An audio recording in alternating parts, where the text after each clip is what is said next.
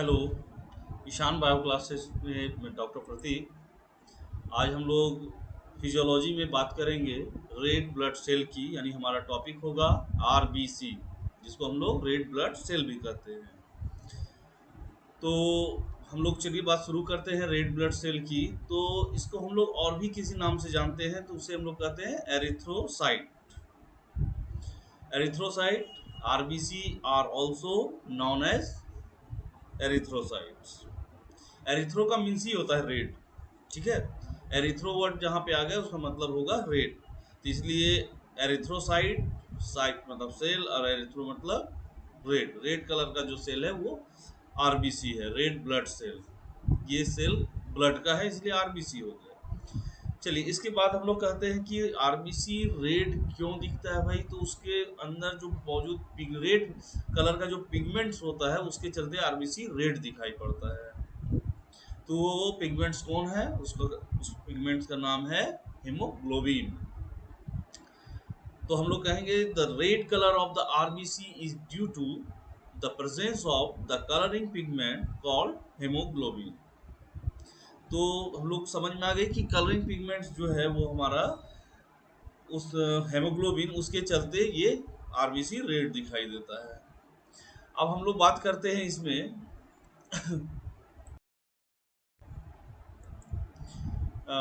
RBC अपने आप में काफ़ी इम्पोर्टेंट सेल है। तो इसका एक बहुत इम्पोर्टेंट रोल है। अगर इसके इस रोल के बगैर अगर देखा जाए तो पूरा बॉडी का फंक्शन पूरी तरह से खत्म हो जाएगा। तो क्या है, ट्रांसपोर्ट ऑफ रेस्पिरेटरी गैसेस। पूरा काम हम लोग का बॉडी जो है मेनली ट्रांसपोर्ट, ऑक्सीजन के ले जाने से कार्बन डाइऑक्साइड के कैरी करके बाहर, बॉडी के बाहर तक जाने तक का पूरा फंडा ये हमारा आरबीसी उसके लिए जिम्मेदार है। और अगर वो नहीं होता ऐसा ट्रांसपोर्ट का काम, तो हमारे बॉडी का कोई भी वाइटल ऑर्गन, कोई भी सिस्टम अच्छे अच्छे से क्या वो काम ही नहीं करता, क्योंकि सारा मामला ऑक्सीजन और कार्बन डाइऑक्साइड के बाहर आने पर ही डिपेंड करता है। तो हम लोगों ने जैसा फिजियोलॉजी में और भी पढ़ा होगा। तो चलिए हम लोग अभी देख रहे हैं इसमें, कहता RBCs play a vital role in transport of respiratory gases. तो ट्रांसपोर्ट रेस्पिरेटरी गैसेस, ऑक्सीजन और कार्बन डाइऑक्साइड की ही बात होगी इसमें। फिर हम लोग बात करते हैं इसमें आरबीसी, इसके हम लोग रेंज की बात करते हैं। The RBC count range between 4 and 5.5 million पर क्यूबिक एमएम ऑफ ब्लड। तो बात यहाँ पे आ गई क्या, कि इसका आरबीसी काउंट का जो रेंज कहाँ तक होता है, 4 से लेकर के 4 से लेकर के 5.5 के बीच में पर क्यूबिक एमएम में उसको हम लोग मेजर करते हैं। इसके बाद हम लोग बात करते हैं अगर एडल्ट की, एडल्ट मेल में अगर बात करें तो ये 5 मिलियन पर क्यूबिक एमएम होगा। इन एडल्ट फीमेल, अब मेल के बाद हम लोग अगर फीमेल की बात करें तो फीमेल में क्या होगा, एडल्ट फीमेल में 4.5 मिलियन पर क्यूबिक एमएम होता है। तो हम लोग कह सकते हैं in adult mail it is 5 million per cubic mm, and in adult female it is 4.5 million per cubic mm। अगर हम लोग फिर आरबीसी के मॉर्फोलॉजी को समझें तो इसके डायग्राम को समझना ज़रूरी होगा। तो खैर मैं अभी तो वर्बली बता रहा हूँ, और इसके डायग्राम को मैं पोस्ट करूँगा इसके बाद। तो उसमें आप लोग देखकर अच्छे से भी समझ जाएंगे, और आपको जो मैं समझाना चाह रहा हूँ उसके स्ट्रक्चर को, कि उसका शेप, उसका मेजरमेंट को, उसको समझना बहुत ज़रूरी है। और मैं बताऊंगा इसका शेप कैसा होता है। हम लोगों ने देखा होगा डिस्क। डिस्क क्या होता है, जैसे हम लोग चाय पी रहे हैं, जिसपे हम लोग चाय की प्याली रखते हैं, चाय की प्याली जो है वो क्या होती है, बीच में गड्ढा, मतलब ये कर्व जो होता है, इस शेप को हम लोग क्या कहते हैं, कॉनकेव सरफेस। दबा हुआ बीच में सेंटर दबा होता है, तो कॉनकेव सरफेस। कॉनकेव सरफेस, तो ये इसका सेल क्या होगा, अगर ये पैड की तरह है इस तरह से, तो ये इस साइड से भी दबा होगा और इस साइड से भी दबा होगा, यानी बीच से इस तरह से, मतलब दोनों साइड। और ऊपर का जो साइड और नीचे का वो थोड़ा फैला हुआ होगा। डम्बल शेप का ये हम लोग कह सकते हैं, ये होता है आरबीसी। तो मॉर्फोलॉजी ऑफ आरबीसी में हम लोग बात करें तो normally the RBC are disc shape and biconcave, dumbbell shape का होगा। बाइकॉनकेव इसलिए कहते हैं, इस साइड से भी कॉनकेव और इस साइड से भी कॉनकेव, तो दो बाइकॉनकेव इसलिए कहा गया कि दोनों साइड से ये कॉनकेव होगा, दबा हुआ जैसा, और इसका एंड सरफेस क्या होगा, फुला हुआ होता है। तो डम्बल अगर देखें गौर से, इस साइड से अगर इधर से कर्व कर दे, इधर से उसको बंद कर दिया जाए तो डम्बल शेप का दिखाई देगा। अच्छा, इसके बाद हम लोग बात करते हैं इसके नॉर्मल साइज की। तो इसके डायमीटर की बात कर दें डायमीटर तो 7.2 माइक्रोन, ये वेरी करता है 6.9 टू 7.4 माइक्रोन तक इसका डायमीटर। जनरली हम लोग इसको अगर बात करें तो ये होगा हमारा 7.2, बट अगर वेरी फॉर्म में देखते हैं तो 6.9 टू 7.4 माइक्रोन तक हो सकता है। अब इसके थिकनेस की बात करते हैं सॉरी, थिकनेस की बात अगर करें तो इसमें थिकनेस में बात होगी एट द पेरीफेरी, पेरीफेरी मतलब बाहर वाले भाग, बीच का दबा हुआ पार्ट नहीं, साइड वाले पार्ट में जो डंबल शेप का राउंड शेप आता है वहां पर हम लोग बात करें। At the periphery it is thicker with 2.2 micron and the centre it is thinner with 1 micron. तो 2.2 इधर क्या हो गया, ये बाहर वाला फुला हुआ पार्ट था इस तरह से, और जब बीच में आया तो दबा हुआ, क्योंकि बाइकॉन्केव था दोनों साइड से ऐसे, तो बीच का पार्ट देखो दबा हुआ रहेगा, साइड का तो फुला हुआ है, तो इसलिए बाहर का जो एंड पार्ट जो था वो उसका 2.2 माइक्रोन, और बीच का जो थिनर पार्ट है वो 1 माइक्रोन तक होता है। The difference in thickness in because of the biconcave shape, ये हम लोगों ने पहले भी बात कर ली। अब हम लोग बात करेंगे आरबीसी के मज़ेदार पॉइंट्स को, जिसको कि जो कि इसका अपने आप में इसको स्पेसिफिक बनाता है, ये और सेल से ये अलग होता है। तो क्यों अलग है, तो हम लोग बात करेंगे ये नॉन न्यूक्लिएटेड होता है। ये क्या होगा, नॉन न्यूक्लिएटेड, मतलब इस सेल में न्यूक्लियस नहीं होगा। The RBC is non nucleated form elements in the blood, so DNA is absent. जब न्यूक्लियस नहीं होगा तो डीएनए प्रेजेंट नहीं होगा, इसलिए इसको एक तो नॉन न्यूक्लिएटेड भी हो गया, डीएनए डीएनए लेस भी कह सकते हैं या एब्सेंट बोल सकते हैं। अब बात आती है एक और मजेदार बात कि इसमें माइटोकॉन्ड्रिया भी एब्सेंट होता है। Mitochondria also are absent and the energy is produced from glycolytic process. Glycolytic process से इसमें एनर्जी फॉर्म होता है, माइटोकॉन्ड्रिया इसमें एब्सेंट होता है। एनर्जी के लिए हम लोगों ने जानना है सेल में माइटोकॉन्ड्रिया होता है जो एनर्जी को जमा भी करता है, स्टोर भी करता है और खर्च करने के काम में भी आता है, करता है। तो हम लोगों ने उसमें देखा था, लेकिन ये क्या हो गया, माइटोकॉन्ड्रिया एब्सेंट होने के हो गया, लेकिन एनर्जी का तो मामला चाहिए ना, तो ग्लाइकोलाइटिक प्रोसेस से ये इसमें एनर्जी मिलता है। और एक और बात है कि इसमें गोल्जी बॉडी या गोल्जाई एपरेटस ये एब्सेंट होता है आरबीसी में। न्यूक्लियस एब्सेंट या उसमें नहीं होगा। जब न्यूक्लियस नहीं है तो डीएनए एब्सेंट हो गया, माइटोकॉन्ड्रिया नहीं है, ग्लाइकोलाइटिक प्रोसेस से एनर्जी का मामला बनता है, और गोल्जी अपरेटस भी एब्सेंट होता है। Golgi apparatus is also absent in RBC. अब बात आती है इसके बाद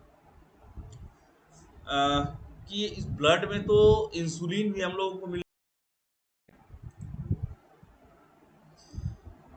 ब्लड में इंसुलिन है, और वो क्या करता, अगर इंसुलिन अगर एब्जॉर्ब कर सक अगर आरबीसी एब्जॉर्ब कर लेता तो उसके अंदर मौजूद जो ग्लूकोज है जिससे एनर्जी मिल रही थी वो भी नहीं मिल पाती। ग्लाइकोलाइटिक प्रोसेस से ही ना एनर्जी मिलेगा, और अगर वो भी डिस्ट्रॉय हो जाए, खत्म हो जाता है इंसुलिन से, तो बेचारा एनर्जी कहाँ से मिलता है आरबीसी को। तो उसके लिए स्पेसिफिक कैरेक्टर है उसका आरबीसी का sorry, RBC does not have insulin receptor. सबसे मजेदार बात की क्या हो गई कि ब्लड में अगर इंसुलिन है भी तो इंसुलिन रिसेप्टर वो नहीं है, अब वो एक्सेप्ट नहीं करेगा आरबीसी, यानी अब आरबीसी का मामला, आरबीसी इंसुलिन से मुक्त है, उसको कोई परेशानी नहीं है। जब परेशानी नहीं है तो इसका मतलब उसके अंदर ग्लाइकोलाइटिक प्रोसेस आराम से होगा, नहीं तो वो भी डाइजेस्ट हो जाता इंसुलिन से। अच्छा, इसके बाद आती है बात, the the glucose uptake by this cell is not controlled by insulin. बात वही हो गई कि आरबीसी जब इंसुलिन रिसेप्टर नहीं है तो उसका कंट्रोल इंसुलिन के द्वारा नहीं होगा। जो लिया गया ग्लूकोज जो अब रखा हुआ है या लिया हुआ है आरबीसी के द्वारा ग्लूकोज, अब उस ग्लूकोज का बर्बादी यानी उसको खत्म नहीं हो सकता है इंसुलिन के द्वारा, क्योंकि इंसुलिन को तो वो एक्सेप्ट ही नहीं कर रहा है, वो रिसेप्टर है ही नहीं, इसलिए आरबीसी फ्री है, उसको डर नहीं है कि इंसुलिन से वो ग्लूकोज उसका खत्म हो सकता है। अब बात करते हैं,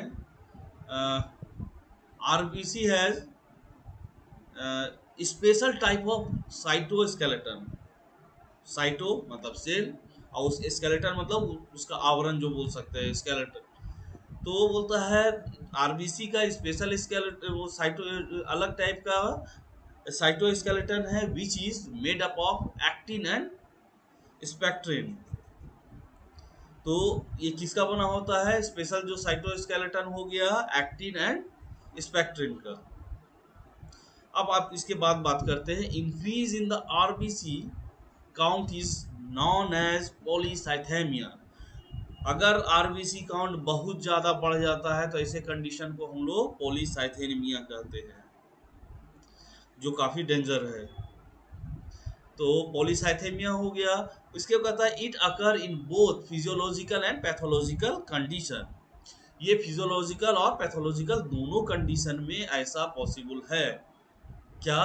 polycythaemia, increase the count of RBC is called polycythaemia. तो पॉलीसाइथेमिया तो हम लोगों ने समझा आरबीसी काउंट का बढ़ जाना, पॉलीसाइथेमिया। बट ये दोनों तरह का फिजियोलॉजिकल भी हो सकता है और पैथोलॉजिकल भी हो सकता है। जाहिर सी बात है पैथोलॉजिकल होगा तो ज़्यादा डेंजरस होगा। अच्छा, when it occur in physiological condition it is called physiological polycythaemia. अगर फिजियोलॉजिकल कंडीशन के द्वारा ये इसका काउंट बढ़ रहा है तो इसको हम लोग कहेंगे फिजियोलॉजिकल पॉलीसाइथेमिया। अब इसका दूसरा पैटर्न होगा जिसको हम लोग को जानना है कि पैथोलॉजिकल कंडीशन की भी हम लोगों ने बात की थी। कहता है the abnormal increase in the RBC count is called pathological polycythaemia. Abnormal increment होगा आरबीसी काउंट का तो इसको हम लोग कहते हैं पैथोलॉजिकल पॉलीसाइथेमिया। तो पॉलीसाइथेमिया वर्ड को जानना है कि इंक्रीज द रेट या range of the RBC count is called polycythaemia. मैं बार बार कर रहा हूँ। अब हम लोगों ने फिजियोलॉजिकल कंडीशन को समझा, अब है पैथोलॉजिकल। अगर एबनॉर्मल इंक्रीजमेंट है आरबीसी काउंट का तो इसको हम लोग पैथोलॉजिकल पॉलीसाइथेमिया कहेंगे। The RBC count increase about 7 million per cubic mm of the blood। जब वो 7 मिलियन पर क्यूबिक mm से इंक्रीज कर जाता है ये, तो हम लोग इसको एबनॉर्मल इंक्रीजमेंट कहेंगे या पैथोलॉजिकल पॉलीसाइथेमिया कहेंगे। Polycythaemia is of two types, primary and secondary. चलिए इसके बाद हम लोग बात करते हैं कि आरबीसी लाइफ स्पेन कितना करता है। तो average life span of RBC is about 120 days. इसकी ज़िंदगी जो है आरबीसी की 120 दिन, यानी कितना कर सकते हैं, 4 महीने। 4 महीने यानी 120 दिन के लगभग ये है इसके आरबीसी का लाइफ, उसके बाद ये डेड हो जाता है। अब हम लोग बात करते हैं function of RBC. Transport of oxygen from lungs to the tissue. इसका पहला और इम्पोर्टेंट काम क्या हो गया? ट्रांसपोर्ट करता है ये ऑक्सीजन का, कहाँ? लंग्स से टिश्यू की तरफ। और उसका दूसरा फंक्शन हम लोगों ने बात किया था कि जब ऑक्सीजन की बात हो रही है तो कार्बन डाइऑक्साइड के साथ भी इसका उतना ही गहरा संबंध है। Transport carbon dioxide from tissue to lungs, tissue से, पूरे हॉल बॉडी के टिश्यू से लेकर के वो लंग्स तक पहुंचाने का काम करता है। अच्छा, buffering action of blood, action in blood, buffer action acid base balance, वो एसिड बेस बैलेंस वाला हम लोग मामला पढ़ेंगे, ये एक अलग चैप्टर है। लेकिन जानिए सिर्फ बफरिंग एक्शन इन ब्लड, ये आरबीसी का एक बहुत बड़ा फंक्शन है। इसके बाद इन ब्लड ग्रुप डिटर्मिनेशन, ये हम लोगों ने देखा आरबीसी के पूरे टॉपिक को मोस्टली हम लोगों ने इसको कवर कर लिया जो हम लोग को जानना चाहिए। और हम लोग इसी तरह से ईशान बायो क्लासेस आप लोगों के लिए लाता रहेगा, फिजियोलॉजी एनाटॉमी की बहुत सारे टॉपिक्स, अभी हम लोग बहुत सारा फंक्शन अभी हम लोग लाने जा रहे हैं, इसमें बहुत सारी टॉपिक्स अभी हम लोग इसमें समय और अच्छा रहा, मतलब और तेज़ी से हम लोगों ने वीडियो बनाना शुरू किया, तो जल्द ही हम लोग एनाटॉमी फिजियोलॉजी के अलावा इलेक्ट्रोथेरेपी और एक्सरसाइज थेरेपी की तरफ भी जाएंगे, जो फिजियोथेरेपी के स्टूडेंट्स के लिए काफ़ी बेनिफिशियल होगा। अब फिजियोलॉजी एनाटॉमी तो मुझे लगता है सारे मेडिकल ग्रुप्स के लिए ही इम्पोर्टेंट है, और ये सारे छोटे छोटे टॉपिक्स को मैं अलग अलग करके निकाल रहा हूँ जिससे आपको पढ़ना आसान हो और समझना भी आसान हो। तो आप बने रहे ईशान बायो क्लासेस के साथ, इसी तरह से हम लोग लाते रहेंगे आपके लिए मज़ेदार टॉपिक्स और इजी फॉर्म में। हार्ड, जो हार्ड लग भी रहा होगा तो वो आपको हार्ड लगने वाला अब नहीं है, क्योंकि हम लोग एकदम इजी फॉर्म में उसको क्लियर करेंगे। Thank you.